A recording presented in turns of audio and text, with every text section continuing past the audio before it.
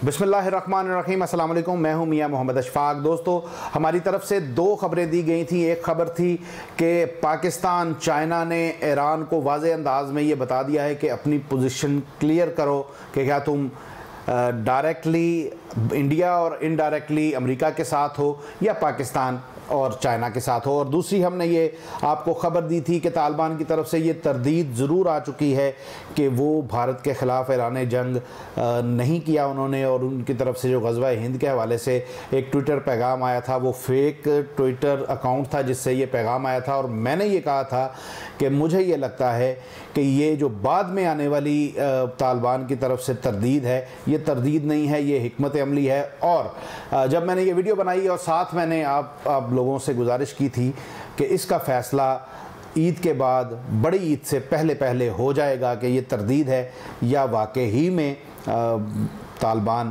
भारत के ख़िलाफ़ कुछ नहीं करने जा रहे। अब मामला खुलते जा रहे हैं। दो वाक़यात पहले हो चुके हैं जब NDS के मुख्तलिफ़ लोगों को नामालूम अफराद की तरफ से निशाना बनाया गया। उसके बाद BLA को भी तालिबान की तरफ से निशाना बनाया गया। एक वाक़े में उन्होंने कंधार के अंदर BLA के हेडक्वार्टर पर एक कार बम के ज़रिए उसको उड़ाया। उसके बाद एक और वाक़े के अंदर एक और जगह पर मौजूद BLA के हेडक्वार्टर को वहाँ पर जाकर उन्होंने हमला किया और 10 अफराद उसमें मारे गए। लेकिन इन दोनों कार्रवाइयों की ज़िम्मेदारी तालिबान ने कबूल नहीं की और उसकी वजह ज़ाहिर है हिकमत अमली ही थी।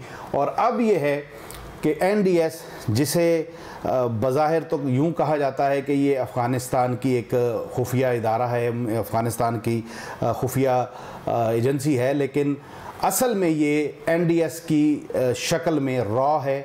और हमेशा NDS ने पाकिस्तान के ख़िलाफ़ ही काम किया है। और आपको पता है कि NDS के जो साबिक़ सरबराह हैं उनकी तरफ से भी पाकिस्तान के ख़िलाफ़ किस तरह का जहर उगला जाता रहा है। और अब गुज़िश्ता रोज़ एक कार बम धमाका हुआ है काबुल के ही करीब।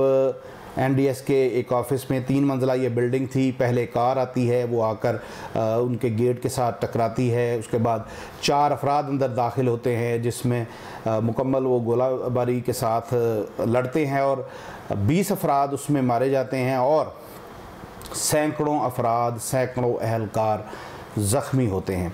अब सवाल ये है कि ये ग़ज़वा हिंद नहीं है तो क्या है? अगर तालिबान की तरफ से इसकी बाकायदा ज़िम्मेदारी कबूल की गई है तो क्यों अफ़गान फ़ौजियों को इसका निशाना नहीं बनाया गया, NATO फोर्सेस को इसका निशाना नहीं बनाया गया और अमेरिकन फ़ौजियों को इसका निशाना नहीं बनाया गया? फोकस किया गया है तो सिर्फ़ उन दो दुश्मनों को जो पाकिस्तान के ख़िलाफ़ लड़ रहे हैं और भारत की जंग लड़ रहे हैं।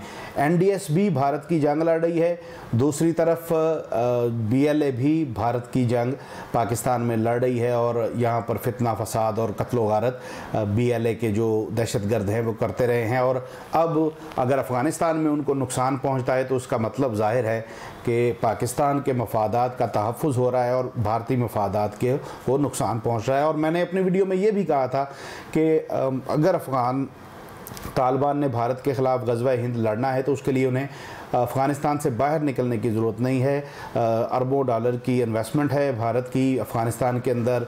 उनके पपट्स यहाँ पर मौजूद हैं, उनके आलाकार मौजूद हैं, स्लीपर सेल्स मौजूद हैं जो भारतीय मफादात का तहफ़्फ़ुज़ कर रहे हैं। दूसरी हमने ख़बर ये दी थी आपको कि चाइना ने और पाकिस्तान ने ईरान को ये तनबीह दे दी है कि आपको अपनी पोजीशन क्लियर करनी पड़ेगी कि क्या आप पाकिस्तान के ख़िलाफ़ हैं, चाइना के ख़िलाफ़ हैं, या आप इनडायरेक्टली अमेरिका के साथ हैं और डायरेक्टली भारत के साथ हैं।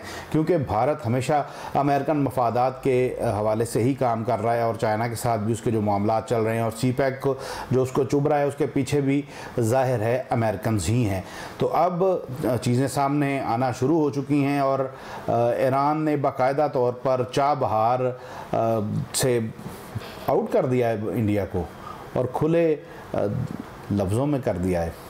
क्या करोगे अब इंडियंस, वो जो आकर हमारे वीडियोस के ऊपर, पोस्टों के ऊपर गालियां देते हैं, उनको ये ख़बर होनी चाहिए कि अपनी फ़िक्र करो। तो वो दोस्तों, तो ये हालात हैं। इन हालात में आपको समझ आ रही होगी कि बज़ाहिर हमें ये लग रहा है कि बॉर्डर खामोश हैं, लेकिन हकीकत ये है कि एक बड़ी जंग की तैयारी हो रही है और उस जंग की तैयारी हम भी कर रहे हैं, दुश्मन भी कर रहा है और बहुत दूर बैठा हुआ दुश्मन भी इसमें मुदाखलत कर सकता है।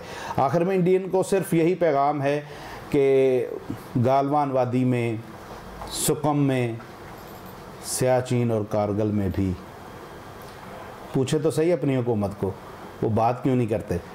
दोस्तों, हम जिस मुल्क में रहते हैं ये मुल्क अल्लाह ने चाहा तो क़यामत तक कायम रहेगा और इसको मिटाने वाले इंशाअल्लाह ज़रूर निस्तो नाबूद होंगे। वो भारत हो, अमेरिका हो या दुनिया की कोई और ताकत।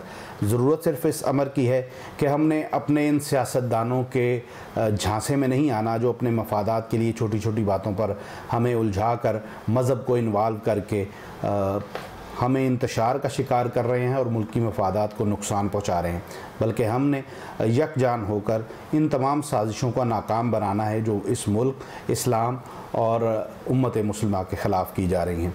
अब तक के लिए इतना ही। अपनी तन्हाइयों, अपनी महफ़िलों और अपनी दुआओं में हम सबको याद रखिएगा। अल्लाह हाफ़िज़।